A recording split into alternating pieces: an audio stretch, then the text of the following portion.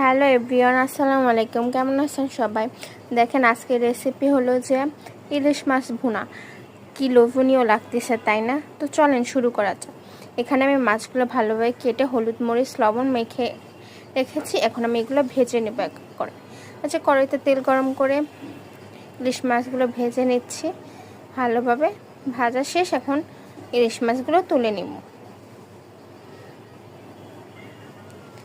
এখন আমি কড়াইতে পেস্ট বাটা দিয়ে দিলাম লবণ, দিয়ে দেব মরিচ গুঁড়া, হলুদ গুঁড়ো দিয়ে ভালোভাবে নেড়ে চেড়ে নিব। এখানে কিন্তু অন্য কোনো মশলা দেওয়া যাবে না, কারণ দিলে ইলিশ মাছের ঘ্রাণটা চলে যাবে। তাই এখানে শুধু এই কয়টা মশলাই দিতে হবে। তো ভালোভাবে কষিয়ে আমি আবারও ঝোল দিয়ে দিচ্ছি। ঝোলগুলো বলক আসলে তখন মাছগুলো আমি দিয়ে দেব।